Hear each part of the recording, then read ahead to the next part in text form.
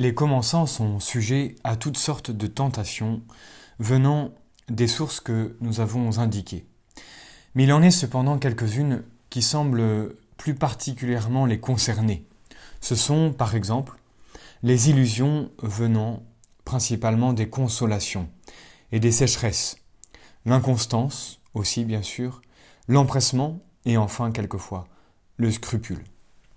Nous allons aujourd'hui voir cette tentation qui concerne plutôt les consolations.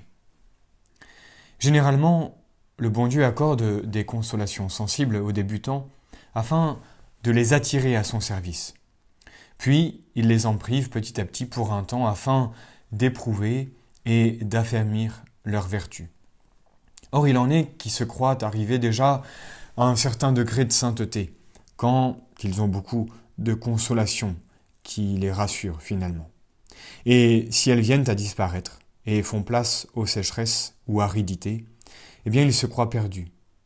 Il importe donc, pour prévenir à la fois la présomption et le découragement, de leur expliquer la vraie doctrine sur les consolations et les sécheresses. Les consolations sensibles sont des émotions douces qui affectent la sensibilité et font goûter une joie spirituelle sentie.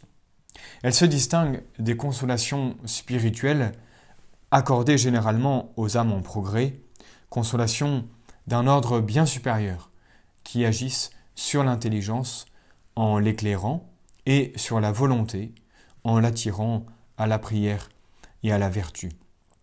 Souvent du reste, il y a bien sûr un certain mélange des deux, et ce que nous allons dire peut s'appliquer donc à ces consolations sensibles et bien sûr aussi aux consolations spirituelles. Ces consolations peuvent provenir d'une triple source. La première, Dieu, qui agit à notre égard comme une mère à l'égard de son enfant, et nous attire à lui par les douceurs qu'il nous fait trouver à son service afin de nous détacher plus facilement des faux plaisirs du monde. Détachement, si nécessaire, nous l'avons déjà vu, pour entreprendre ce chemin de perfection vers cette union à Dieu. La deuxième source de ces consolations sensibles, eh bien, c'est le démon, qui, en agissant sur notre imagination et notre sensibilité, peut produire certaines émotions sensibles dont il se servira ensuite pour pousser à des austérités indiscrètes, pour nous pousser aussi bien sûr à la vanité, à la présomption, suivie bientôt du découragement, la meilleure arme de Satan. Enfin, la troisième source de ces consolations, c'est notre nature elle-même, la nature humaine.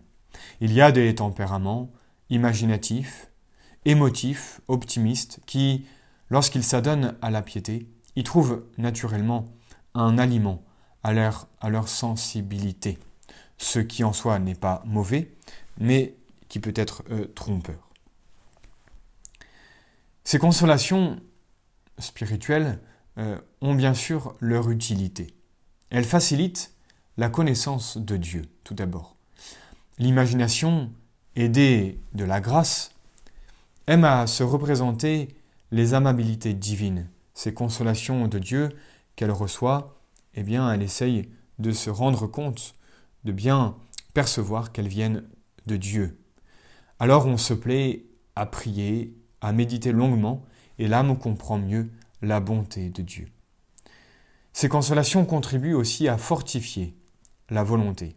Celle-ci, ne trouvant plus dans les facultés inférieures d'obstacles, mais au contraire des auxiliaires précieux, se détache plus facilement des créatures, aime Dieu plus ardemment et prend d'énergiques résolutions, qu'elle garde plus facilement grâce au secours obtenu par la prière. Enfin, ces consolations nous aident à former des habitudes de recueillement, des habitudes de prière, d'obéissance, d'amour de Dieu, qui persévéreront dans une certaine mesure après que les consolations auront disparu. Cependant, ces consolations ont aussi bien sûr leurs dangers. Elles provoquent une sorte de gourmandise spirituelle, ou peuvent provoquer cette gourmandise spirituelle qui fait qu'on s'attache plus aux consolations de Dieu qu'au Dieu des consolations. On prie non pas pour la gloire de Dieu, mais avant tout pour se sentir bien et ressentir les émotions. Si bien que lorsque ces consolations disparaissent, on néglige ces exercices spirituels et ces devoirs d'État. Même au moment où nous en jouissons, notre dévotion est loin d'être solide, car, par exemple, tout en pleurant sur la passion du Sauveur, nous lui refusons le sacrifice de telle ou telle fausse amitié, de telle ou telle privation. Ces consolations peuvent aussi favoriser souvent la superbe, notre orgueil, sous une forme ou sous une autre. Quand on est consolé et que la prière est facile, on se croit en fait très rapidement un saint, alors qu'on n'est encore qu'un novice en perfection. On désire parler aux autres de ces consolations pour se faire valoir et alors on est souvent sevré pour un temps notable. On se croit fort, on se croit invincible et parfois on s'expose au danger, ou du moins on commence à se reposer alors qu'il faudrait redoubler d'efforts et progresser. Afin de bien profiter des consolations divines et d'échapper au danger que nous venons de signaler, voici quelques règles à suivre.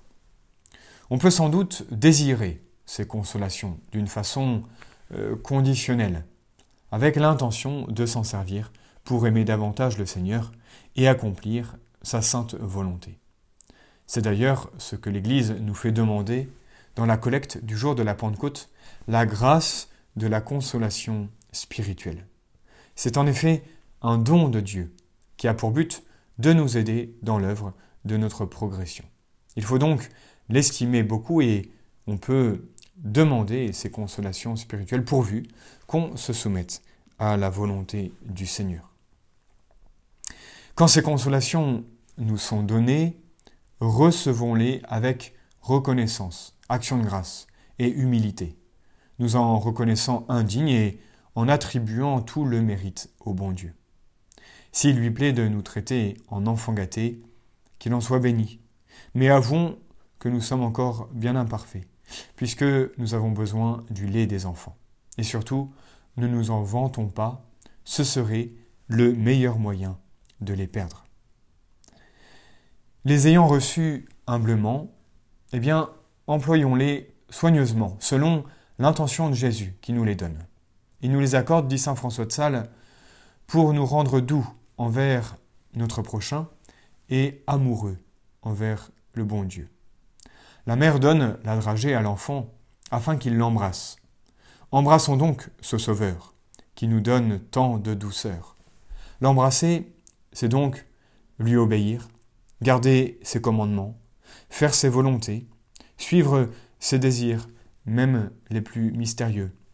Bref, embrasser notre Seigneur tendrement, avec obéissance et humilité. Enfin, il faut se persuader que ces consolations ne dureront pas toujours et demander humblement à Dieu la grâce de le servir même dans la sécheresse, quand il daignera nous l'envoyer. En attendant, au lieu de vouloir prolonger par des efforts de tête ces consolations, il faut les modérer, il faut bien prendre en compte ce que nous venons de dire pour ne pas se laisser emporter, pour ne pas subir ces consolations, mais bien les utiliser pour s'attacher plus fortement au Dieu des consolations et être toujours dans l'action de grâce. N'oublions pas aussi cette discrétion.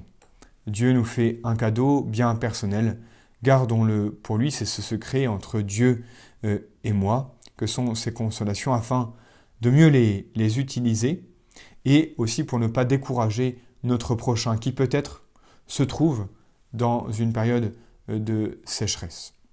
Nous parlerons la prochaine fois des sécheresses que nous traversons tous dans cette vie spirituelle, dans la progression de notre âme, sécheresse qui, bien loin d'être un empêchement à l'union à Dieu, est vraiment le chemin pour une plus grande progression, une plus grande sainteté.